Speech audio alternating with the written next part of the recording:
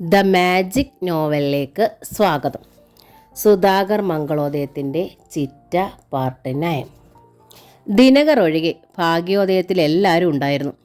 ടോയ്ലറ്റിൽ നിന്ന് കുളി കഴിഞ്ഞ് വന്ന് ഡ്രസ്സിംഗ് മിററിന് മുമ്പിൽ ചെന്ന് നിന്നതേ ഉള്ളൂ രാജകുമാരൻ. അപ്പോഴാണ് തൊട്ടപ്പുറത്തുള്ള മുറിയിൽ നിന്ന് അമ്മയുടെ എൻ്റെ മോളെ എന്ന അലർച്ച കേട്ടത്. ഒരു നിമിഷം രാജു അമ്പരന്ന് നിന്നു. അപ്പോഴേക്കും വീണ്ടും കരച്ചിൽ കേൾക്കായി.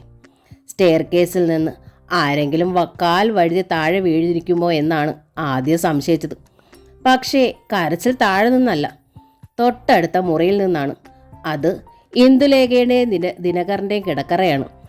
അവിടെ നിന്ന് ഉറച്ചുള്ള സംസാരം പോലും കേൾക്കാറില്ല. രണ്ട് അപരിചിതരാണോ അവിടെ താമസിക്കുന്നതെന്ന് രാജു അത്ഭുതപ്പെട്ടിട്ടുണ്ട്. ഷർട്ട് എടുത്ത് ധരിച്ചിട്ടാണ് അയാൾ പുറത്തേക്ക് ഓടിച്ചെന്നത്. ഇന്ദുവിൻ്റെ മുറിയിൽ നിന്നാണ് കരച്ചിൽ കേൾക്കുന്നതെന്ന് രാജുവിന് ഉറപ്പായി. വാതിക്കലെത്തിയതും അയാൾ സ്തബ്ധനായി നിന്നുപോയി. അപ്പോഴേക്കും സ്റ്റെയർ കേസ് ഓടിക്കേറിയ അഭിരാമിയും നന്ദനിയും ദേവകുമാരനുമൊക്കെ രാജുവിൻ്റെ പിന്നിലെത്തി.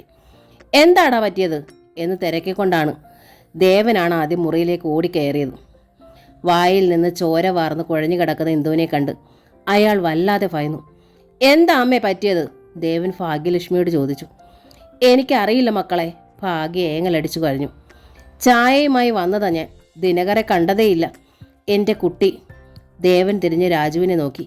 ഇങ്ങ് കയറി വാടാ, എന്താ പറ്റിയെന്ന് നോക്കാം. അതോടെ രാജുവും അകത്തേക്ക് വന്നു. രണ്ടുപേരും കൂടി ഇന്ദുവിനെ പരിശോധിച്ചു. നേർത്ത ശ്വാസമുണ്ട്, പക്ഷേ തീർത്തും അബോധാവസ്ഥയിലാണ്. എന്താ കഴിച്ചതെന്നറിയില്ല, സൂയിസൈഡ് അറ്റംപ്റ്റ് ആണ്, രാജു പറഞ്ഞു. എങ്കിൽ എത്രയും പെട്ടെന്ന് ആശുപത്രിയിൽ കൊണ്ടുപോകാം, അഭിരാമി അറിയിച്ചു. ഈശ്വര, ഭാഗ്യത്തോടൊപ്പം കരയാനേ കഴിഞ്ഞുള്ളൂ നന്ദനയ്ക്ക്. ദേവനും രാജുവും കൂടി ഇന്ദുവിനെ എടുത്ത് സ്റ്റെയർ കേസ് ഇറങ്ങുമ്പോഴാണ് ഭാസ്കര മേനോൻ പരിഭ്രാന്തനായി ഓടി വന്നത്. എന്താടാ സംഭവിച്ചത്? മേനോൻ ഒച്ച വെച്ചു. ഒന്നുമില്ല, അച്ഛൻ വിഷമിക്കേണ്ട, ദേവൻ അറിയിച്ചു. കൂടെ ദേവനും നന്ദനയും ഒപ്പം രാജുവും അഭിരാമിയും. എനിക്കും വരണം, ഭാഗ്യം ബഹളം കൂട്ടി. അച്ഛനും അമ്മയും പുറകെ വന്നാൽ മതി, എവിടെയെങ്കിലും അഡ്മിറ്റ് ചെയ്തിട്ട് ഞങ്ങൾ അറിയിക്കാം, രാജു പറഞ്ഞു. ദിനകർ എവിടെ പോയെന്നാണ് രാജുവും ദേവനും ഒരുപോലെ ചിന്തിച്ചത്. ഇന്ദുവിൻ്റേത് ആത്മഹത്യാശ്രമമാണെങ്കിൽ അതിന് പിന്നിൽ ദിനകർ തന്നെയാണെന്ന് അവർക്ക് ഉറപ്പായി. മറ്റു കാരണങ്ങളൊന്നും അവൾക്കില്ല.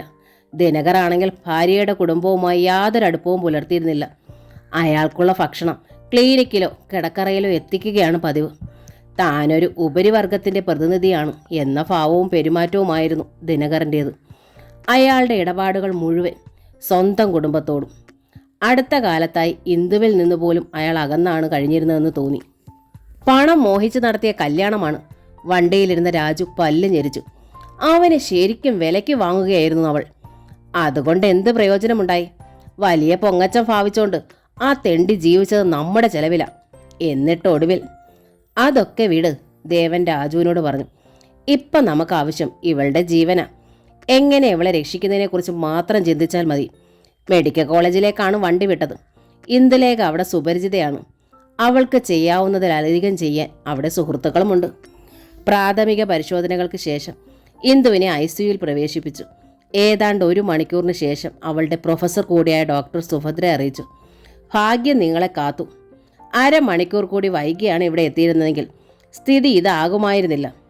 അപ്പോഴേക്കും ഭാഗ്യലക്ഷ്മിയും ഭാസ്കര മേനോനും ഹോസ്പിറ്റലിലെത്തിയിരുന്നു. മകൾക്ക് വേണ്ടി ഭാഗ്യം സകലയിടത്തും വഴിപാടുകൾ നേർന്നു. മകളെ മാത്രമേ താൻ സ്നേഹിക്കുന്നുള്ളൂ എന്ന് അവർക്ക് തോന്നി. അല്ലെങ്കിലും ആൺമക്കൾ ഭാഗ്യത്തിന് 2ാമതോ 3ാമതോ ആയിരുന്നു. എല്ലാ അമ്മമാരും ഏറെക്കുറെ അങ്ങനെയാണെന്ന് അവർ കരുതി. എൻ്റെ കുട്ടി അവനാ ഈ അവസ്ഥയിലെത്തിച്ചത്, ഭാഗ്യം കരഞ്ഞു. എന്നിട്ട് അവൻ എവിടെ പോയത്? ദുഷ്ടൻ, ഒന്ന് തിരിഞ്ഞു നോക്കിയോന്ന് നോക്ക്. ഇനി അവനെ എൻ്റെ മോൾക്ക് വേണ്ട. അമ്മ വെറുതെ അങ്ങനെയൊന്നും പറയണ്ട, ദേവൻ അമ്മയെ ഉപദേശിച്ചു. അവൾക്ക് ആരെയാണ് വേണ്ടതെന്ന് ഇനി അവൾ തന്നെ തീരുമാനിച്ചോളും. നമ്മൾ വിചാരിക്കുന്നതൊന്നും ആവില്ല ഇതിൻ്റെ പിന്നിലെ വസ്തുത. ഭാഗ്യത്തിൻ്റെ ഓർമ്മയിൽ പൊടുന്നതിന് ശ്യാമയുടെ മുഖമെത്തി. തൻ്റെ മകൾ കൊണ്ടുതന്ന വിഷത്തിൻ്റെ ശക്തിയിൽ പാവം ആ പെണ്ണ് എത്ര നാൾ കിടന്ന കിടപ്പിൽ കിടന്നു. ഒടുവിൽ അതേ വിഷം തൻ്റെ മകൾക്ക് സ്വയം കഴിക്കേണ്ടി വന്നു. ഈശ്വര, എൻ്റെ കുട്ടിയെ രക്ഷിക്കണേ, അവളുടെ തെറ്റു പൊറുക്കണേ, അവൾക്ക് എഴുന്നേറ്റ് നടക്കാൻ കഴിയണേ. ബോധം വീണ ശേഷമാണ് ഇന്ദുലേഖയെ സ്ത്രീകൾക്ക് കാണാൻ കഴിഞ്ഞത്. എൻ്റെ പൊന്നുമോളെ, ഇന്ദുവിനെ കെട്ടിപ്പിടിച്ച് ഭാഗ്യം പൊട്ടിക്കരഞ്ഞു. എന്തിനാ മോളെ നീ ഈ ചതി ചെയ്തത്? അമ്മയെ നീ ഓർത്തില്ലല്ലോ. എനിക്ക് നീയല്ലാതെ ആരാടിയുള്ളത്? ഇന്ദുവിൻ്റെ മുഖത്ത് പക്ഷേ വ്യസനമോ കുറ്റബോധമോ അപമാനമോ ഒന്നും പ്രകടമായിരുന്നില്ല. ആരോടോ ഉള്ള പകയും രോഷവുമായിരുന്നു ആ കണ്ണുകളിൽ. എന്തിനാ എന്നെ ഇങ്ങോട്ട് കൊണ്ടുവന്നത്? കുഴഞ്ഞ ശബ്ദത്തിൽ അവൾ ചോദിച്ചു. ഞാൻ മരിക്കുമായിരുന്നല്ലോ. ഇനിയിപ്പോൾ സൂയിസൈഡ് അറ്റംപ്റ്റിനുള്ള ശിക്ഷ കൂടി അനുഭവിക്കണ്ടേ? ഇല്ലെന്തോ, രാജു അവളെ ആശ്വസിപ്പിച്ചു. മെഡിസിൻ മാറിയതാണെന്നാ പറഞ്ഞിരിക്കണത്. മാത്രമല്ല, നിനക്ക് വേണ്ടപ്പെട്ടവർ തന്നെയാ നിന്നെ ട്രീറ്റ് ചെയ്തതും. അവരൊക്കെ പ്രത്യേകം കെയർ എടുത്തിട്ടുണ്ട്. അതുകൊണ്ട് തന്നെയാ ഇങ്ങോട്ട് വന്നതും. അത് വിശ്വസിച്ച ഭാവമായിരുന്നില്ല ഇന്ദുവിൻ്റെ മുഖത്ത്. ധൈര്യമായി ഇരിക്കുന്നു. നന്ദന ഭർത്തൃ സഹോദരിയെ തഴുകി. ഞങ്ങളൊക്കെ ഇല്ലേ നിനക്ക്? ഇന്ദു പക്ഷേ വെറുപ്പിൽ മുഖം തിരിക്കുകയാണ് ചെയ്തത്. കുറച്ചു കഴിഞ്ഞപ്പോൾ ഭാഗ്യവും ഭാസ്കരമേനോനും ഒഴിച്ചുള്ളവർ ആശുപത്രിയിൽ നിന്നും മടങ്ങി. അഭിരാമിക്ക് ഇന്ദുവിനോടൊപ്പം നിന്നാൽ കൊള്ളാമെന്നുണ്ടായിരുന്നു. അമ്മ മാത്രം മതിയോ രാജുവേട്ടാ ഇന്ദുവിനോടൊപ്പം? അവൾ ചോദിച്ചു. പെട്ടെന്ന് എന്തെങ്കിലും ആവശ്യം വന്നാൽ? പെട്ടെന്നൊരാവശ്യവും വരില്ല, രാജു പറഞ്ഞു. അപകടനില തരണം ചെയ്തുവല്ലോ. ഇനി നീ അവിടെ നിൽക്കേണ്ട കാര്യമില്ല. ഇന്ദുവിനാണെങ്കിൽ നിന്നെ ഇഷ്ടവും അല്ലല്ലോ. പിന്നെന്തിനാ ഈ സമയത്ത് ഇവിടെ നിന്ന് അവൾക്ക് വെറുതെ ടെൻഷൻ ഉണ്ടാക്കണത്? മറുപടി പറഞ്ഞില്ലെങ്കിലും അഭിരാമി ഭർത്താവിനെ അനുസരിച്ചു. വീട്ടിലെത്തിയപ്പോൾ രാജുവിനോട് അവൾ ചോദിച്ചു. ഇന്ദുവിന് വിഷം കഴിക്കേണ്ടി വന്ന സാഹചര്യം ഓർക്കുകയാ ഞാൻ. എന്താ കാര്യം? രാജു ചോദിച്ചു. ശ്യാമേട്ടത്തിക്ക് ആരാ വിഷം കൊടുത്തതെന്ന് അവരൊരിക്കലും പറഞ്ഞിട്ടില്ല. എൻ്റെ കയ്യിൽ കൃത്യമായ തെളിവുണ്ടായിട്ട് ആരും അത് വിശ്വസിച്ചതുമില്ല. രാജു ഒരു നിമിഷം ഉത്തരം മുട്ടി നിന്നു. പിന്നെ അഭിരാമിയെ നോക്കി. നിനക്കിപ്പോഴും ഇന്ദുവിനോട് പക തോന്നുന്നുണ്ട് ഇല്ലേ? പകയോ? അഭിരാമി വ്യസനത്തിൽ ചിരിച്ചു. അങ്ങനെ ഒരു പദം എനിക്കെതിരെ പ്രയോഗിക്കരുത് രാജുവേട്ടാ. ചോദ്യം ചെയ്യേണ്ടടുത്ത് ഞാൻ ചോദ്യം ചെയ്യാറുണ്ട്, എതിർക്കേണ്ടടുത്ത് എതിർക്കാറുമുണ്ട്. എന്ന് വെച്ച് ക്ഷമിക്കേണ്ടടുത്ത് പൊരുത്തപ്പെടാനും തയ്യാറായിട്ടുണ്ടെന്ന് രാജുവേട്ടൻ അറിയാലോ. രാജുവിന് വീണ്ടും ഉത്തരം മുട്ടി. പക്ഷേ നമ്മൾ നമ്മുടെയും മറ്റുള്ളവരുടെയും പ്രവൃത്തികളും അതിൻ്റെ പരിണിത ഫലവും ഒന്ന് വിലയിരുത്തണം നല്ലതാണെന്ന് മാത്രം, അഭിരാമി പറഞ്ഞു. ഉപ്പ് തിന്നാൽ വെള്ളം കുടിക്കേണ്ടി വരുമെന്ന് നമുക്ക് മറ്റുള്ളവർക്കും മനസ്സിലാക്കാൻ അത് പ്രയോജനപ്പെടും. അല്ലെങ്കിൽ നമ്മുടെ ജീവിതം വെറും മൃഗസമാനമാവില്ലേ? അതിനും രാജു മറുപടി പറഞ്ഞില്ല. ഇന്ദു വിഷം കഴിച്ച ആശുപത്രിയിലായ കാര്യം ഹേമയാണ് ശ്യാമയെ അറിയിച്ചത്. എനിക്ക് സന്തോഷമായി, ഹേമ ഉറക്കെ ചിരിച്ചു. അങ്ങനെ പറയരുത് ഹേമ, ശ്യാമ അപേക്ഷിച്ചു. പറയാതെ എങ്ങനെയാ ശ്യാമേച്ചി? ഹേമ ചോദിച്ചു. ഈ ഭൂമിയിൽ നമുക്കൊരു ജീവിതമേ ഉള്ളൂ. കുറേ കഴിയുമ്പോൾ നമ്മളെല്ലാം മരിച്ചു മണ്ണടിയും. നമ്മുടെ സ്ഥാനത്ത് പുതിയ തലമുറ വരും. അപ്പോൾ പിന്നെ നമുക്ക് പറയാനുള്ളത് നമ്മൾ എവിടെ വെച്ച് പറയും? ആര് കേൾക്കും? നാവിൻ്റെ ശേഷി നിൽക്കുവോളം അല്ലേ പറയാനാവൂ. ശ്യാമേച്ചിയെ പോലുള്ളവർക്ക് നാവ് കൊണ്ട് ഒരു പ്രയോജനമുള്ളൂ, ഭക്ഷണത്തിൻ്റെ രുചി അറിയുക മാത്രം. പറയാനുള്ളതൊന്നും ഇയാൾ ഒരിക്കലും പറയാറില്ല. അതിൻ്റെ ദേഷ്യം കൊണ്ടാ ദൈവം ശ്യാമേച്ചിയെ കുറേ നാൾ മിണ്ടാനാവാതെ കിടത്തിയത്. ഹേമേ, അമ്മിണി ശാസിച്ചു. സത്യ അമ്മേ, സ്വന്തം തൊണ്ടയിലേക്ക് വിഷം ഇറ്റിച്ച് തന്നവരുടെ പേര് പറയുന്നത് പോലും തെറ്റായി കരുതിയോളാ എൻ്റെ ശ്യാമേച്ചി. പക്ഷെ ശ്യാമേച്ചി പറയാതെ അതാരെന്ന് ദൈവം ദാ കാട്ടി തന്നിരിക്കണു. പണ്ടൊക്കെ ദൈവം പിന്നെയായിരുന്നു, ഇപ്പതാ കൂടെ കൂടെ ആയിരിക്കണം. അമ്മിണി അത്ഭുതത്തിൽ കണ്ണും മിഴിച്ചു നിന്നു. ഇനി ആ കുശുമ്പി തള്ളയ്ക്ക് ദൈവം വെച്ചിരിക്കുന്നത് എന്താണെന്ന് നമുക്ക് കണ്ടറിയാം, ഹേമ പറഞ്ഞു. അത് കേട്ട് ശ്യാമ മുഖം കുനിച്ച് നിന്നതേ ഉള്ളൂ. അമ്മയും മകളും ചേർന്ന് എൻ്റെ ചേച്ചിക്ക് വിഷം കൊടുത്തിട്ട് അവരാ കുറ്റം അഭിരാമിയുടെ ചുമലിൽ ചാരി. അതാണ് അവർ കാട്ടിയ ഏറ്റവും വലിയ ചതി. ഹേമ പല്ല് ഞെരിച്ചു. അഭിരാമിയെ പറ്റി നീയും എന്തൊക്കെ പറഞ്ഞുകൊണ്ട് നടന്നതാ? അമ്മിണി ചോദിച്ചു. കൊലപാതകയാണെന്ന് വരെ. കൊലപാതക കുറ്റം അവളെ ഏറ്റുപറഞ്ഞതാണല്ലോ. കോടതി അവളെ വെറുതെ വിട്ടതുമാണ്. എങ്കിലും ഭാഗ്യലക്ഷ്മിയെ മകളേക്കാൾ മനസ്സതിയുള്ളവളായിരുന്നല്ലോ അഭിരാമി. എൻ്റെ ഏട്ടത്തിക്ക് അവിടെ ഒരു താങ്ങും അവളായിരുന്നു. അതിൻ്റെ ഒരു നന്ദി ഇപ്പോഴും എനിക്കുണ്ട്. എനിക്ക് ആശുപത്രിയിൽ പോയി ഇന്ദുവിനെ ഒന്ന് കാണണമെന്നുണ്ട്, ശങ്കയോടെയാണ് ശ്യാമ ഹേമയോട് പറഞ്ഞത്. അപ്പോൾ ശ്യാമേച്ചിക്ക് നടക്കാറായ കാര്യം ദേവേട്ട അറിയില്ലേ? അല്ലെങ്കിലും ബൂത്തിൽ പോയി തുടങ്ങുമ്പോൾ ദേവേട്ടൻ അറിയുമല്ലോ, ശ്യാമ പറഞ്ഞു. അതുപോലെയാണോ അങ്ങോട്ട് ചെല്ലണത്? ആശുപത്രിയിൽ ചിലപ്പോൾ ദേവേട്ടനും നന്ദനയും ഒക്കെ കാണും. ഒരിക്കൽ അവർക്കിടയിൽ നിന്ന് ഒഴിഞ്ഞു പോന്നവളാ ശ്യാമേച്ചി. അവരെ ഒന്നിപ്പിക്കാൻ വേണ്ടി. വീണ്ടും തിരിച്ചു ചെന്നാൽ? ഒന്ന് നിർത്തിയാണ് ഹേമ വീണ്ടും തുടർന്നത്. ദേവേട്ടന് സന്തോഷമേ തോന്നും. പക്ഷേ നന്ദേട്ടത്തി എത്രയൊക്കെ ആയാലും അവരൊരു സാധാരണ സ്ത്രീയാണല്ലോ. ശ്യാമേച്ചിയെ പോലെ ശീലാവതിയൊന്നും അല്ലാതാനും. എന്തിനാ അവരുടെ മനസ്സിൽ വെറുതെ അസ്വസ്ഥത സൃഷ്ടിക്കണത്? ഒരു സ്ത്രീക്കും തൻ്റെ സപത്നിയെ മനസ്സ് തുറന്ന് സ്നേഹിക്കാനാവില്ലെന്നാ എനിക്ക് തോന്നണത്. ശ്യാമ മുഖം കുനിച്ച് നിൽക്കുകയാണ്. മറുപടി ഒന്നും പറഞ്ഞതുമില്ല. ഇതെന്റെ സ്വന്തം അഭിപ്രായമാണ് കേട്ടോ, ഹേമ തുടർന്നു. ശ്യാമേച്ചി ഇത് അനുസരിക്കണമെന്നില്ല. ശ്യാമേച്ചിയുടെ ഇഷ്ടം എന്താണോ അത് ചെയ്താൽ മതി. ശ്യാമേച്ചിക്ക് ഒരിക്കലും ദേവേട്ടനെ മറക്കാനാവില്ലെന്ന് എനിക്കറിയാം. എന്നാലും തത്തമോളുണ്ടല്ലോ ശ്യാമേച്ചിക്ക്. അവളെ വളർത്തി മുടന്തിയായാലും സ്വന്തം കാലിൽ അഭിമാനത്തോടെ ജീവിക്കണതാ ഇനിയും നല്ലത്. ശ്യാമ മുഖമുയർത്തി ഹേമയെ നോക്കി. ആ കണ്ണുകൾ നിറഞ്ഞ തുളുമ്പി. പെട്ടെന്ന് ചുണ്ട് കടിച്ചമർത്തി സങ്കടം നിയന്ത്രിച്ചു. അവൾ സാരി തുമ്പാൽ മുഖം തുടച്ചു. പിന്നെ ഇടറിയ സ്വരത്തിൽ അറിയിച്ചു, ഇല്ല, ഞാൻ ആശുപത്രിയിൽ പോണില്ല. പറഞ്ഞിട്ട് ശ്യാമ തിരിഞ്ഞ് അകത്തേക്ക് നടന്നു. 2 ദിവസം കഴിഞ്ഞ് ശ്യാമ ഹേമയോടൊപ്പം ടെലിഫോൺ ബൂത്തിലെത്തി. വിവാഹശേഷം അവൾ ആദ്യമായി തൻ്റെ സ്ഥാപനത്തിൽ വരികയായിരുന്നു. കമ്പ്യൂട്ടർ സെൻ്ററിൽ പോയി വരാനായി സുധീന്ദ്രൻ ഹേമയ്ക്ക് വാങ്ങിക്കൊടുത്ത പുതിയ വണ്ടിയുടെ പിന്നിലിരുന്നാണ് ശ്യാമ എത്തിയത്. ബൂത്ത് തുറന്ന് അകത്തേക്ക് കാലെടുത്ത് വെച്ചതും നിരവധി ഓർമ്മകൾ അവളെ വന്ന് പൊതിഞ്ഞു. നെഞ്ചിനുള്ളിൽ കൊടുങ്കാറ്റടിച്ചതുപോലെ ഭയങ്കരമായൊരു അസ്വാസ്ഥ്യം, ഉള്ളു പൊടിയുന്ന നൊമ്പരം. അറിയാതെ കണ്ണുകൾ തുളുമ്പി. ഇനി ഞാൻ പൊയ്ക്കോട്ടെ, ഹേമ ശ്യാമയോട് തിരക്കി. വൈകുന്നേരം ഞാൻ വന്ന് പിക്ക് ചെയ്തോളാം. ശ്യാമ സമ്മതത്തിൽ തലകുലുക്കി. ഹേമ തൻ്റെ വണ്ടി സ്റ്റാർട്ടാക്കി. ബൂത്തിലെ കുഷൻ ചെയറിലിരുന്ന് ശ്യാമ ചുറ്റും കണ്ണോടിച്ചു. എല്ലാം പഴയതുപോലെ തന്നെ. എങ്കിലും ഈ കാലത്തിനിടയിൽ എന്തെല്ലാം ജീവിതത്തിലൂടെ കടന്നുപോയി. പൊടുന്നനെ ദേവൻ്റെ മുഖം അവളുടെ കൺമുന്നിൽ തെളിഞ്ഞു. എത്ര മോഹങ്ങൾ നിറഞ്ഞതായിട്ടും ആ ജീവിതം ഇപ്പോഴും അവളെ മോഹിപ്പിച്ചു. ഏത് വേദനയിലും ദേവേട്ടൻ്റെ സ്നേഹമുണ്ടായിരുന്നു സാന്ത്വനമായി. ഒടുവിൽ ദേവേട്ടന് താൻ തീരാത്ത വേദനയായി പരിണമിക്കുമെന്ന് തോന്നിയപ്പോഴാണ് അവിടം വിട്ടുപോകാൻ ആഗ്രഹിച്ചത്. ഇപ്പോഴറിയുന്നു താൻ ആകെ ജീവിച്ചത് അത്രയും സമയം മാത്രമായിരുന്നുവെന്ന്. ഒരെണ്ണത്തിരി കത്തിത്തീരുന്നത്ര കുറച്ച് സമയം മാത്രം. വളരെ പെട്ടെന്ന് തണഞ്ഞു. ജീവിതം കൂരിരുളിലായി. ഇപ്പോഴുള്ളത് ജീവിതമേ അല്ല, വെറും നിലനിൽപ്പാണ്. ഇതുവഴിയാകും ദേവേട്ടൻ കാറിൽ പുതിയ ടെക്സ്റ്റൈൽ ഷോപ്പിലേക്ക് പോകുന്നത്. താൻ ഇവിടെയുണ്ടെന്ന് അറിയാത്തത് കൊണ്ട് ഇങ്ങോട്ട് ശ്രദ്ധിക്കുകയുമില്ല. ചില്ലുവാതിലൂടെ തനിക്ക് അദ്ദേഹത്തെ ഒളിഞ്ഞു കാണാമെന്ന് ശ്യാമ ആശിച്ചു. ഒരുപക്ഷേ ഇപ്പോൾ അദ്ദേഹം ടെക്സ്റ്റൈൽ ഷോപ്പിലേക്ക് പോയി കഴിഞ്ഞിരിക്കും. വൈകുന്നേരം താൻ ബൂത്ത് അടച്ച ശേഷമാവും മടക്കവും. പൊടുന്നതിന് ശ്യാമയുടെ മനസ്സ് കൂമ്പി. ഉത്സാഹം കെട്ടു. അപ്പോഴാണ് ഫോൺ ചെയ്യാനായി 2 ചെറുപ്പക്കാർ ബൂത്തിലേക്ക് കയറി വന്നത്. ഒരാൾ ചില്ലുകൂട്ടിനകത്തേക്ക് കയറിപ്പോയി. മറ്റേയാൾ പുറത്ത് കാത്തു നിൽക്കെ അത്ഭുതത്തിൽ ശ്യാമയെ നോക്കി. ഇവിടെ സ്ഥിരം ഇരിക്കാറുള്ള കുട്ടി എവിടെ പോയി? അയാൾ തിരക്കി. അവൾക്ക് വേറെ ജോലി കിട്ടി, ശ്യാമ പറഞ്ഞു. മുമ്പായിരുന്നെങ്കിൽ അവൾ ആവശ്യമില്ലാത്ത കസ്റ്റമേഴ്സിൻ്റെ കുശലങ്ങൾക്ക് മറുപടി പറയാറില്ലായിരുന്നു. അപ്പോൾ ആ കുട്ടി ഇനി വരില്ലേ? ഇല്ല എന്ന് ശ്യാമ മെല്ലെ ചുമൽ കുലുക്കി. എന്താ ഇയാളുടെ പേര്? ചെറുപ്പക്കാരൻ വിടുന്ന ലക്ഷണമില്ല. ശ്യാമ ബാഗ് തുറന്നൊരു പുസ്തകമെടുത്ത് ടേബിളിൽ വെച്ചു. നിവർത്തി.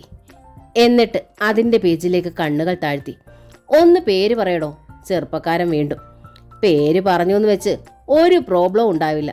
താനെന്താണ് ഒരു കൂട്ടം നാട്ടുംപുറത്തുകാരികളുടെ കൂട്ട് സാരിയും ഒക്കെ ഉടുത്ത്?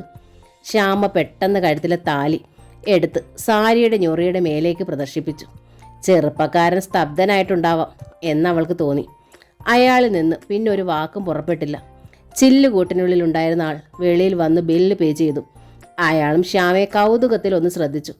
കണ്ടുകൊണ്ട് കണ്ടില്ല എന്ന് നടിക്കാൻ ശ്യാമ മുമ്പേ പ്രാക്ടീസ് ചെയ്തിരുന്നു. പുറത്തേക്ക് നടക്കുമ്പോൾ വായാടിയായ ചെറുപ്പക്കാരൻ കൂട്ടുകാരോട് പറയുന്നത് കേട്ടു. എന്ത് സൂപ്പർ ബ്യൂട്ടിയാടാ ആ പെണ്ണ്. പക്ഷെ എന്തു ചെയ്യാം, കെട്ടിപ്പോയി. താലി എടുത്ത് അവൾ എനിക്ക് കാണിച്ചു തന്നു. താലി കണ്ടിട്ടും അവൻ കമൻറ്റ് തുടർന്നാൽ മെല്ലെ എഴുന്നേറ്റ് നടന്ന് കാണിച്ചു കൊടുക്കാൻ ശ്യാമ തീരുമാനിച്ചിരുന്നു. ഉച്ചയ്ക്ക് ഊണ് കഴിക്കാനായി തൻ്റെ പൊതിച്ചോറ് തുറന്നപ്പോൾ അവളുടെ നെഞ്ചിലൊരു കൊളുത്ത് വീണു. മോൾക്ക് പാല് കൊടുത്ത് ഉറക്കിയ ശേഷമാണ് ശ്യാമ ഊണ് കഴിക്കാറുള്ളത്. മോളെ കാണാൻ വല്ലാത്ത വെമ്പൽ. ഒരു പിടി ചോറ് വാരി കഴിച്ചു ശ്യാമ. കുപ്പിയിൽ നിന്ന് അല്പം വെള്ളം കുടിച്ചു. എന്നിട്ട് ചോറുപൊതി അതേപടി അടച്ചു ബാഗിൽ വെച്ചു. വീട്ടിലെത്തി തത്തയെ കാണാതെ ആഹാരം ഇറങ്ങില്ലെന്ന് ഉറപ്പായി. കൃത്യം 5:30 ആയപ്പോൾ ഹേമയുടെ വണ്ടി ബൂത്തിന് മുമ്പിലെത്തി. മുമ്പൊക്കെ 6 കഴിഞ്ഞാണ് ശ്യാമ ബൂത്ത് അടയ്ക്കാറുള്ളത്. പക്ഷേ മകളെ പിരിഞ്ഞ് ആദ്യമായി മാറി നിൽക്കുന്നത് കൊണ്ട് ഒരു നിമിഷം കൂടി വൈകാൻ അവളുടെ മനസ്സ് അനുവദിച്ചില്ല. ശ്യാമാഫയിൽ എത്തുമ്പോൾ തത്തമോൾ ഉറക്കമാണ്. മോൾ കരഞ്ഞായിരുന്നോ അമ്മേ? ശ്യാമ അമ്മയോട് തിരക്കി. എന്തിന്? അമ്മിണി ചിരിച്ചു. എന്നെ കാണാഞ്ഞിട്ട്. കരഞ്ഞില്ലാന്ന് മാത്രമല്ല, ചിരിയും കളിയുമായിരുന്നു ഇന്നു മുഴുവൻ. അല്ലെങ്കിലും അവൾ അമ്മാന്ന് വിളിക്കുന്നത് എന്നെയാണല്ലോ. അപ്പോൾ ഞാനില്ലെങ്കിലും അവൾ ജീവിച്ചിരുള്ളൂല്ലോ അല്ലയോ? ശ്യാമയുടെ തൊണ്ടയിടറി. എന്ന് പറയണ്ട, അമ്മിണി തിരുത്തി. വലുതാകുമ്പോൾ അമ്മയാണെന്നും അമ്മൂമ്മയാണെന്നും തിരിച്ചറിഞ്ഞോളും. അപ്പോൾ അമ്മൂമ്മയുടെ സ്ഥാനം പുറത്ത്. എൻ്റെ മോൾ അങ്ങനെയൊന്നും ചെയ്യില്ല. ശ്യാമ അമ്മയെ തഴുകി. എനിക്കും അവൾക്കും അമ്മയല്ലേ ഉള്ളൂ ഇനി. ശ്യാമാഫയിൽ ആദ്യം അത്താഴം കഴിക്കുന്നത് സുധീന്ദ്രനും ഹേമയുമാണ്. ഹേമ ഒപ്പം ഇരിക്കണമെന്നത് സുധിയുടെ നിർബന്ധമാണ്. അവർ എഴുന്നേറ്റ് പോയി കഴിഞ്ഞിട്ടേ ശ്യാമയെ അമ്മയിരിക്കും. അന്ന് മോൾക്ക് കൊടുക്കാനുള്ള പാല് കാച്ചിക്കൊണ്ട് ശ്യാമ അടുക്കളയിൽ നിന്ന് പുറത്തേക്ക് വരുമ്പോൾ അത്താഴ മേശയ്ക്കരികിലിരുന്ന് സുധീന്ദ്രൻ ഹേമയോട് പറഞ്ഞ വാചകം ഓർക്കാപ്പുറത്ത് കാതൽ വീണു. ശ്യാമേച്ചി ബൂത്തിൽ പോയി തുടങ്ങിയ സ്ഥിതിക്ക് നമുക്കൊരു കൊച്ചു വാടക വീടെടുത്ത് മാറി താമസിക്കാം ഹേമ. ഇത്തിരി പ്രൈവസി കിട്ടുമല്ലോ. ശ്യാമ പെട്ടെന്ന് വാതിലിൻ്റെ മറവിലേക്ക് ഒളിച്ചു കളഞ്ഞു. എന്താ ഇവിടെ ഇപ്പോൾ പ്രൈവസിക്ക് കുറവ്? ഹേമ ചോദിച്ചു. ഇവിടെ ഇപ്പോൾ ശ്യാമേച്ചി അമ്മയല്ലേ ഉള്ളൂ. ഈ വീട്ടിലുള്ളവർക്ക് മൊത്തം ഞാനാ ചെലവിന് കൊടുക്കുന്നതെന്നാ എൻ്റെ വീട്ടുകാരുടെ വിചാരം. അത് അവരുടെ അകൽച്ച കൂട്ടുകയുള്ളൂ. സുധിയേട്ടൻ്റെ വീട്ടുകാരുടെ വിചാരം ശരിയല്ലാതെ സുധിയേട്ടൻ അറിയാമല്ലോ. പിന്നെന്താ, നമുക്ക് സ്വന്തമായൊരു വീട് വെക്കണമെന്ന് ആഗ്രഹമുണ്ടെനിക്ക്, സുധീന്ദ്രൻ പറഞ്ഞു. അത് ഇവിടെ താമസിച്ചാൽ നടക്കുമോ ഹേമ? നിനക്ക് ഇത്രയല്ലേ ഉള്ളൂ വരുമാനം. ബൂത്തിൽ നിന്ന് ശ്യാമേച്ചിക്ക് എന്ത് കിട്ടാനാ? നമ്മുടെ ഒരു സ്റ്റാൻഡേർഡിനനുസരിച്ച് ജീവിക്കുമ്പോൾ ചിലവ് ഇവിടങ്ങ് നിൽക്കില്ല. സ്ത്രീധനമൊന്നും വാങ്ങിച്ചിട്ടുമില്ലല്ലോ ഞാൻ. ഹേമയുടെ മുഖം വല്ലാതായി. കടിച്ചു പിടിച്ചവൾ സ്വയം നിയന്ത്രിച്ചു. പിന്നെ പുഞ്ചിരി അഭിനയിച്ചുകൊണ്ട് അറിയിച്ചു, എനിക്ക് ശ്യാമേച്ചിക്ക് എന്ത് കിട്ടിയാലും സുധിയേട്ടൻ്റെ ശമ്പളത്തിൽ നിന്ന് 5 പൈസ ഇവിടെ ചിലവാക്കണ്ട, അതുപോലെ. സുധീന്ദ്രൻ്റെ മുഖം വിളറി. ഹേമയെ തനിച്ച് കിട്ടിയപ്പോൾ ശ്യാമ ഉപദേശിച്ചു, നീ സുധിയോട് തർക്കുത്തരത്തിനൊന്നും പോവരുത്. മാറി താമസിക്കാൻ സുധിക്ക് ആഗ്രഹമുണ്ടെങ്കിൽ അതാ നല്ലത്. തൽക്കാലം എന്താ വേണ്ടതെന്ന് ഞാൻ തീരുമാനിച്ചോളാം. ഹേമ ഒഴിഞ്ഞു. പിറ്റേന്ന് ശ്യാമയും കൂട്ടി ഹേമ ബൂത്തിലേക്ക് പുറപ്പെടാൻ ഇറങ്ങിയപ്പോൾ സുധീന്ദ്രൻ ചോദിച്ചു, ഇനി മുതൽ ശ്യാമേച്ചി ബസ്സിന് പോയിക്കോളില്ലേ ശ്യാമ? തനിക്ക് പോകേണ്ട വഴിക്കാണ് ശ്യാമേച്ചിക്ക് പോകേണ്ടിയിരുന്നതെങ്കിലും വേണ്ടിയില്ല. എന്തിനാ വെറുതെ ഇന്ധനം കത്തിച്ച് കളയണത്? മിനിമം ചാർജിൽ പോയി വന്നോളൂല്ലോ ശ്യാമേച്ചി. ഹാൻഡിക്യാപ്ഡ് ആയതുകൊണ്ട് എവിടെ നിന്ന് കൈ കാണിച്ചാലും ബസ് നിർത്തും. ഇരിക്കാനും സീറ്റ് കിട്ടും. ഹേമയൊന്ന് കുഴങ്ങി. അപ്പോഴേക്ക് ശ്യാമ പറഞ്ഞു കഴിഞ്ഞു, ശരി, അത് എന്നെ കൊണ്ടുപോക്കാനായി നീ ഇത്ര നേരത്തെ ഇറങ്ങേണ്ട കാര്യമില്ല. 9:30 ഇറങ്ങിയാൽ പോരെ നിനക്ക്? എനിക്കാണെച്ചാൽ 5 മിനിറ്റ് ഇടവിട്ട് ബസ്സും ഉണ്ട്. പറഞ്ഞ് പുഞ്ചിരിയോടെ മുടന്തി ഗേറ്റിലേക്ക് നടന്നു ശ്യാമ. അന്ന് അവൾ ബോത്തിലിരുന്ന് റോഡിലൂടെ കാർ ഓടിച്ചു പോകുന്ന ദേവനെ കണ്ടു. തൻ്റെ ദേവേട്ടൻ നന്നായിരിക്കുന്നുവെന്ന് അവൾക്ക് തോന്നി. പഴയതിൽ സുന്ദരനായിരിക്കുന്നു.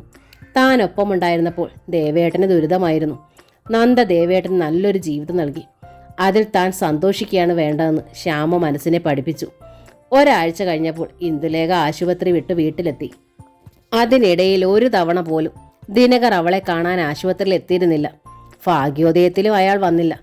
വീട്ടിലെത്തിയതും ഇന്ദു അമ്മയോട് പറഞ്ഞു, ഞാൻ ചെയ്തത് വലിയൊരു അവിവേകമായി പോയിന്ന് എനിക്കിപ്പോൾ തോന്നുന്നു. എല്ലാം ദീനു അറിഞ്ഞിട്ടുണ്ടാവും. അതാ ഇങ്ങോട്ട് വരാത്തത്. ഒന്ന് വിളിച്ച് മാപ്പ് പറഞ്ഞാലോ എന്ന് ആലോചിക്കുക. നീ എന്തിനാ മോളെ ആ സ്നേഹമില്ലാത്തവനോട് മാപ്പ് പറയണത്? ഭാഗ്യം ചോദിച്ചു. നീ അല്ലല്ലോ തെറ്റ് ചെയ്തത്, അവനല്ലേ. ഇത്ര ദിവസം നീ ആശുപത്രിയിൽ കിടന്നിട്ട് ഒന്ന് തിരിഞ്ഞു നോക്കാൻ പോലും തോന്നിയില്ലല്ലോ അവന്. ദുഷ്ടൻ. അങ്ങനെ പറയരുതമ്മേ, എന്ത് വിലക്കി. തെറ്റ് എൻ്റേതാ. ദീനുവിനൊരു കുട്ടിയെ വേണമെന്നുണ്ട്. പക്ഷേ എനിക്കതിനാവില്ല. ഭാഗ്യം ഞെട്ടിപ്പോയി. എന്താ മോളെ നീ ഈ പറയണത്? സത്യമാണമ്മേ, ഇന്ദു കരഞ്ഞു. ഞാൻ ഒരിക്കലും അമ്മയാവില്ല. എന്നിട്ടും ദീനുവിൻ്റെ അടുത്ത് ഞാൻ കയർത്തു. ദീനുവിന് അത് സഹിക്കാനായിട്ടുണ്ടാവില്ല. കുറച്ച് സമയത്ത് ഭാഗ്യത്തിന് ശബ്ദിക്കാനായില്ല. പിന്നീട് അവർ തലയിൽ കൈ ചേർത്ത് വിങ്ങിപ്പൊട്ടി. രാജുവിൻ്റെ സ്ഥിതി ഇതുതന്നെയാണല്ലോ. അത് പക്ഷേ അവളുടെ കുറ്റമാണെന്ന് വയ്ക്കാം. ആരുടെ കുറ്റമായാലും നമുക്കിനി ആരെയും കുറ്റപ്പെടുത്താനുള്ള അർഹതയില്ലമ്മേ. ഭാഗ്യലക്ഷ്മിക്ക് എന്താണ് മറുപടി പറയേണ്ടതെന്ന് അറിയാതെയായി.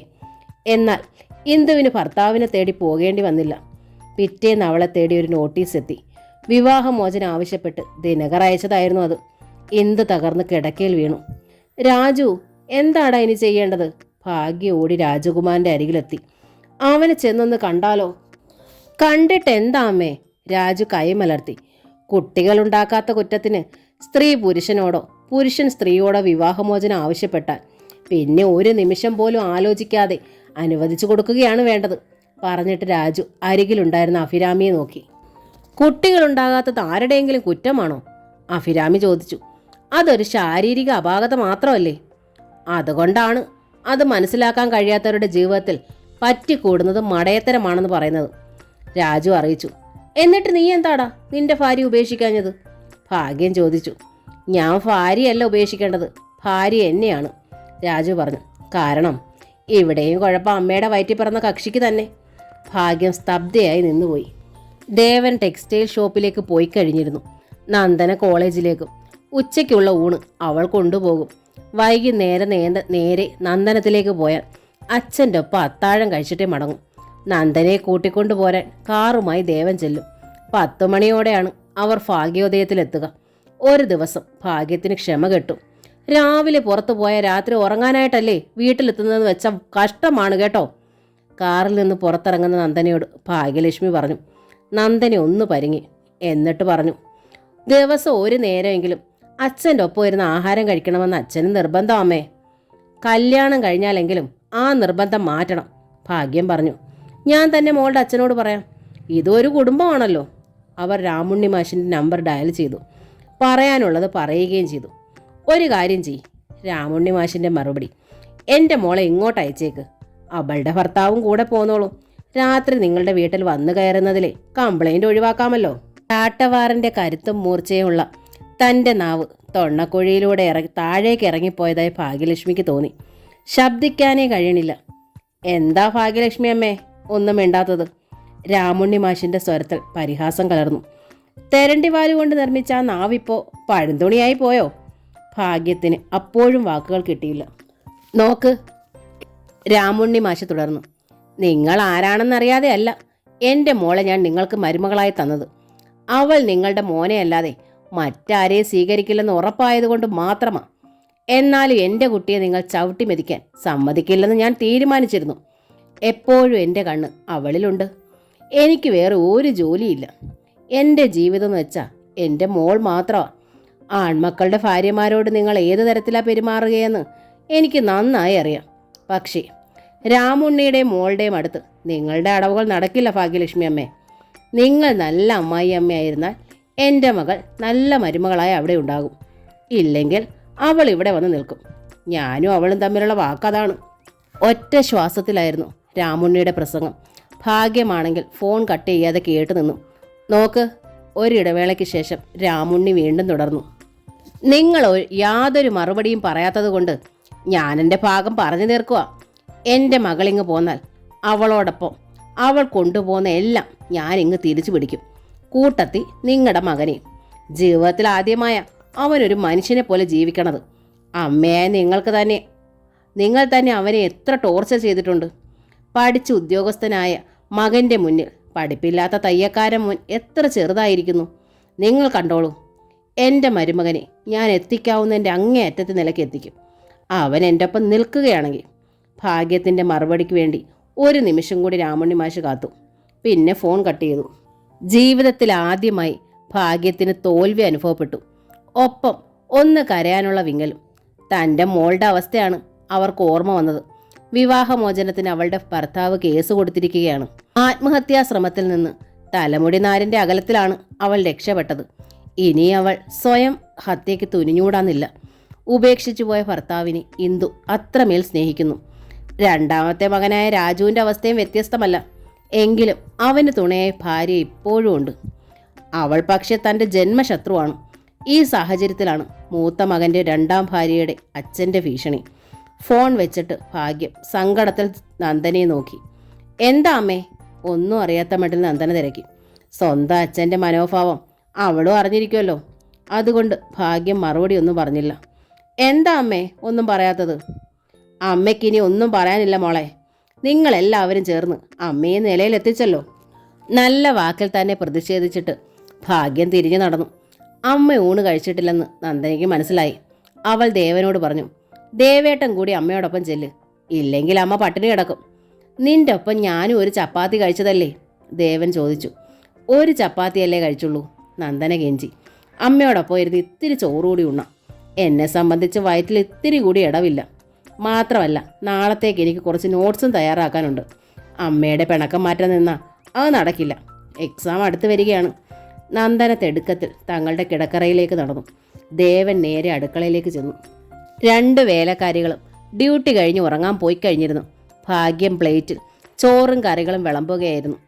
എനിക്കും കുറച്ച് ചോറ് വിളമ്പിക്കോളൂ അമ്മേ, ദേവൻ ഭാഗ്യത്തോട് പറഞ്ഞു. അമ്മയോടൊപ്പം ഞാനും ഇരിക്കാം. വേണ്ട വേണ്ട, ഭാഗ്യം പരിഭവിച്ചു.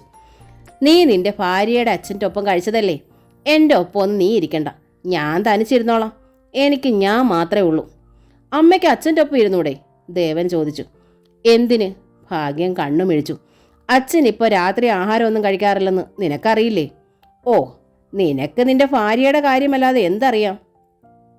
അമ്മ എന്തിനാ എൻ്റെ ഭാര്യ എപ്പോഴും കുറ്റം പറയണത്? ഭാഗ്യത്തോടൊപ്പം ഒരു പ്ലേറ്റ് അല്പം ചോറും കറികളും എടുത്ത് മേശക്കരിയിൽ ഇരുന്നുകൊണ്ട് ദേവൻ ചോദിച്ചു. അമ്മ തന്നെ തിരഞ്ഞെടുത്തതല്ലേ എൻ്റെ ഭാര്യയെ. നീ അവളെ ഒരിക്കൽ സ്നേഹിച്ചതാണല്ലോ എന്ന് കരുതി മാത്രം. നീ സന്തോഷമായി ജീവിച്ചോട്ടെ എന്ന് കരുതി മാത്രം. അതുകൊണ്ട് നിനക്ക് ദോഷമൊന്നും സംഭവിച്ചില്ലല്ലോ. രാജുവിനേക്കാൾ വലിയ നിലയിലായില്ലേ നീ? സ്വന്തം കാറായി, സ്വന്തം ബിസിനസ്സായി, രാമുണ്ണി മാഷിൻ്റെ മുഴുവൻ സ്വത്തിൻ്റെ അവകാശിയായി. നഷ്ടം വന്നത് എനിക്ക് മാത്രമാണല്ലോ. ഭാഗ്യം മുഖം വെട്ടിത്തിരിച്ചു. അമ്മയ്ക്കെന്താ നഷ്ടം വന്നത്? എനിക്ക് നിന്നെ നഷ്ടമായില്ലേ? അഭിരാമി വന്നതോടെ എനിക്ക് രാജുവിനെ നഷ്ടമായി. ഇവൾ വന്നതോടെ നിന്നെയും. ഇതിൽ ഭേദമായിരുന്നു ശ്യാമ. കുടിക്കാൻ ഒരു ഗ്ലാസ് വെള്ളം തേടി ഡൈനിങ് ഹാളിലേക്ക് വന്ന നന്ദന ആ വാചകം കേട്ട് കർട്ടന് പിന്നിൽ ഒതുങ്ങി. നന്ദനയ്ക്ക് എന്താണമ്മേ കുഴപ്പം? ദേവൻ ചോദിച്ചു. അമ്മയോടൊരു കറുത്ത വാക്കുപോലും അവൾ പറയാറില്ലല്ലോ. അമ്മയെക്കുറിച്ച് പറയുമ്പോൾ എന്ത് സ്നേഹമാ. അമ്മയോടൊപ്പം വന്നിരുന്ന് ഊണ് കഴിക്കാൻ എന്നെ നിർബന്ധിച്ചതുപോലെ നന്ദനയാ. അതാ അഭിനയം. ഭാഗ്യം പല്ല് ഞെരിച്ചു. പഠിത്തക്കാരിയല്ലേ, കോളേജ് അധ്യാപികയല്ലേ. അവളുടെ ഉള്ളു കണ്ടുപിടിക്കാൻ ആർക്കും കഴിയില്ല. സത്യത്തിൽ അഭിരാമി പോലും അവളേക്കാൾ ഭേദമാണെന്നാണ് എനിക്ക് തോന്നണത്. വായിൽ വരുന്നത് വിളിച്ചു പറയും, മനസ്സിൽ തോന്നുന്നത് പോലെ പെരുമാറും. അത്രയല്ലേ ഉള്ളൂ. എല്ലാം ഉള്ളിൽ ഒതുക്കി വെച്ച് പുറമെ പുഞ്ചിരിച്ച് നടക്കുന്നവരെ വിശ്വസിച്ചുകൂടാത്തത്. നന്ദനയ്ക്ക് വല്ലാത്ത വിഷമം തോന്നി. അവിടെ നിൽക്കാനോ തിരിഞ്ഞു നടക്കാനോ വയ്യാതായി അവൾക്ക്. അമ്മ വെറുതെ തെറ്റിദ്ധരിച്ചിരിക്കുക നന്ദനെ, ദേവൻ പറഞ്ഞു. അവൾ വെറും ഒരു പാവമാ. പാവം നീയാ, ഭാഗ്യം തിരുത്തി. തെറ്റിദ്ധരിച്ചിരിക്കണതും നീയാ. അവളുടെ അതിബുദ്ധി ഞാൻ എണ്ണി എണ്ണി പറഞ്ഞു തരാം. അവർ കൈമലർത്തി. ടെക്സ്റ്റൈൽ ഷോപ്പിന് ഭാഗ്യോദയ എന്ന് പേരിടണമെന്ന് പറഞ്ഞിട്ട് അവൾ ചെയ്തതെന്താ? അവളുടെ പേരിട്ടു. ഇവിടെ താമസിക്കണമെന്ന് പറഞ്ഞിട്ട് പേരിന് കിടക്കാൻ മാത്രം ഇങ്ങോട്ട് പോരും. ഒക്കെ നിന്നെ പറ്റിക്കാൻ. രാമുണ്ണി മാഷിൻ്റെ സ്വത്ത് മുഴുവൻ നിനക്കാണെന്ന് പറയണുണ്ടല്ലോ. എന്നിട്ട് 10 രൂപയുണ്ടോ നിന്റെ പേരിൽ? എല്ലാം അവളുടെ അച്ഛൻ്റെയും പേരിലല്ലേ. അവരുടെ സ്വത്തല്ലേ അമ്മേ അത്. അപ്പോൾ ഭർത്താവ് ഉദ്യോഗം മാത്രമേ ഉള്ളൂ നിനക്ക് അല്ലേ? എങ്കിൽ അതിനൊരു തുക ശമ്പളമായി വാങ്ങിക്കടാ. അത്രയെങ്കിലും ലാഭമുണ്ടല്ലോ. പെട്ടെന്ന് നന്ദന തിരിഞ്ഞു നടന്നു. പിന്നെയും കുറച്ചു നേരം കൂടി കഴിഞ്ഞാണ് ദേവൻ കിടക്കറയിലെത്തിയത്. എന്തേ ഇത്ര താമസിച്ചത്? നന്ദന തിരക്കി. അമ്മ ഓരോ സങ്കടങ്ങൾ പറയുകയായിരുന്നു. പാവമല്ല ദേവേട്ടൻ്റെ അമ്മ. ഒരു പൊട്ടിത്തെറി പോലെയാണ് നന്ദന പറഞ്ഞത്. മറിച്ച് വിശ്വസിക്കാനായിരുന്നു എൻ്റെ ശ്രമം. പക്ഷേ എല്ലാം ഞാൻ കേട്ടു. കുടിക്കാൻ ഇത്തിരി വെള്ളം തേടി വന്നതാ. ആ മനസ്സിലിരിപ്പ് വ്യക്തമായി എനിക്ക്. ദേവൻ അമ്പരപ്പിൽ നന്ദനെ നോക്കി.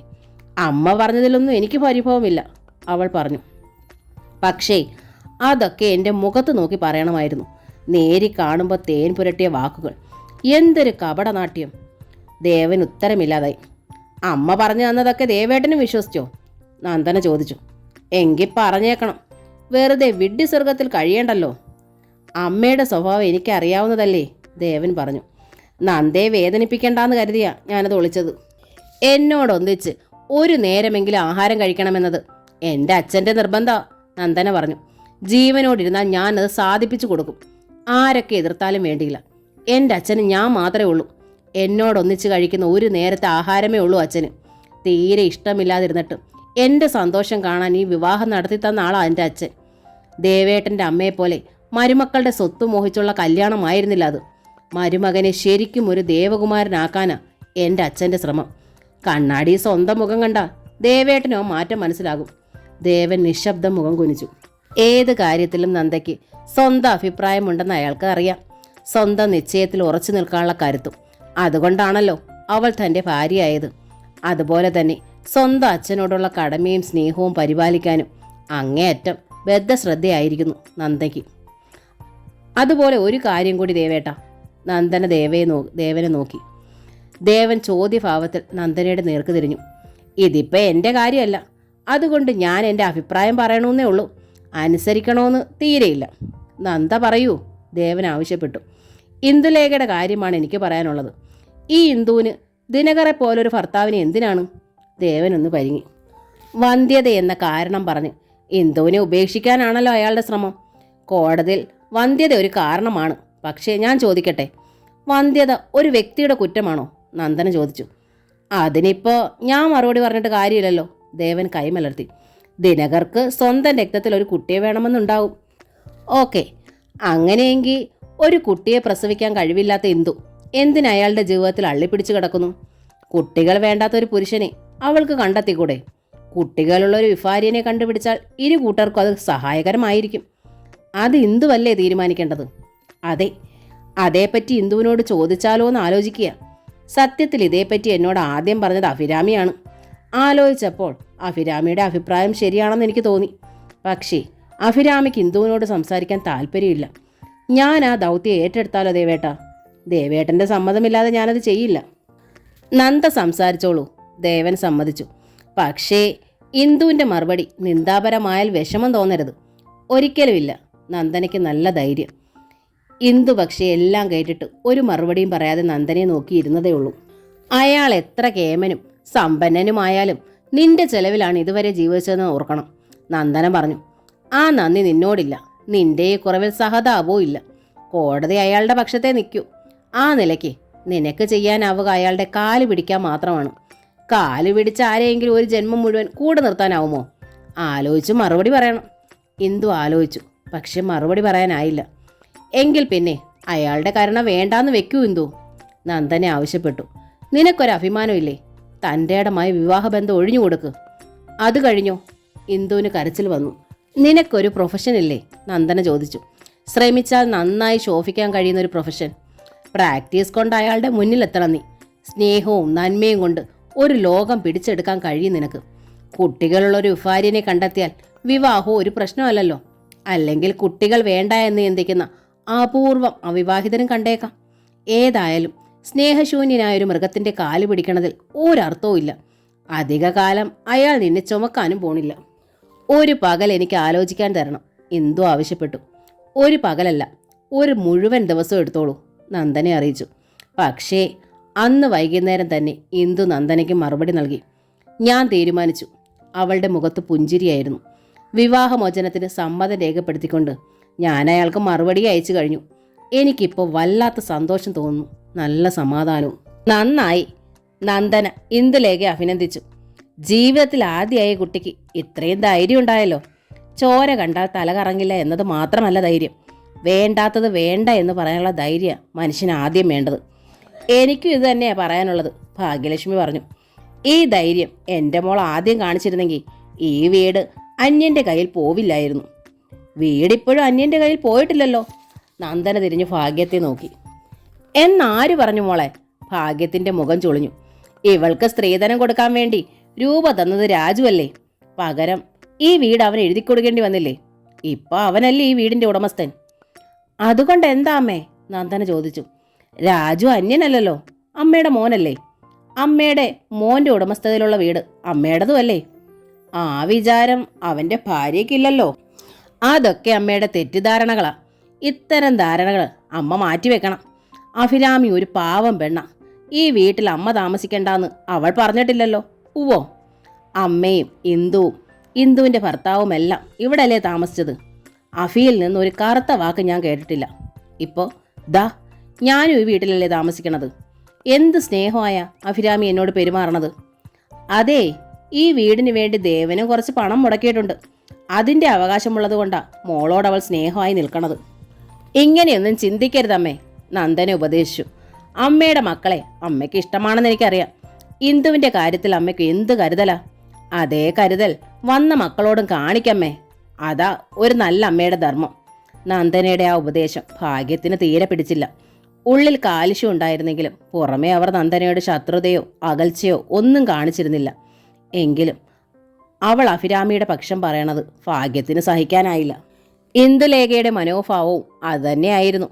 ആപൽഘട്ടത്തിൽ നന്ദേട്ടത്തെ തുണ നൽകിയെങ്കിലും അഭിരാമിക്ക് വേണ്ടി വാദിക്കുന്നത് അവളെ ക്ഷോഭിപ്പിച്ചു.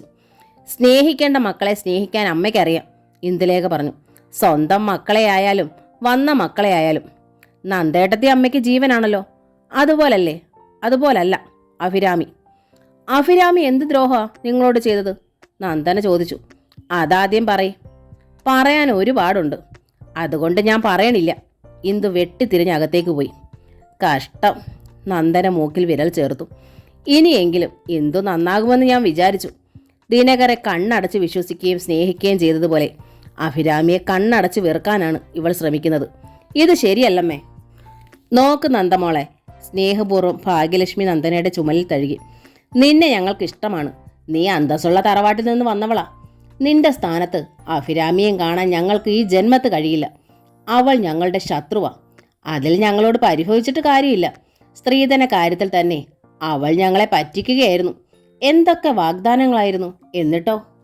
സ്ത്രീധന കാര്യത്തിൽ ഞാനും പറ്റിക്കുകയല്ലായിരുന്നോ അമ്മേ? നന്ദന ചോദിച്ചു. ദേഹം നിറയെ സ്വർണവുമായ വന്നത് ഞാൻ. പക്ഷേ ഈ ഒറ്റ മാലയല്ലാതെ വല്ലതും ഇപ്പോൾ എൻ്റെ ശരീരത്തിലുണ്ടോ? മുഴുവനും അഴിച്ചു വാങ്ങി അച്ഛൻ ലോക്കറി വെച്ചില്ലേ? അതുകൊണ്ട് ദേവേട്ടനോ അമ്മയ്ക്കോ വല്ല പ്രയോജനമുണ്ടോ? ദേവേട്ടന് വേണ്ടി ടെക്സ്റ്റൈൽ ഷോപ്പ് ഉണ്ടാക്കി കൊടുത്തെന്നാ അച്ഛൻ പറയണത്. പക്ഷേ ദേവേട്ടൻ്റെ പേരിൽ എഴുതി കൊടുത്തിട്ടില്ലല്ലോ.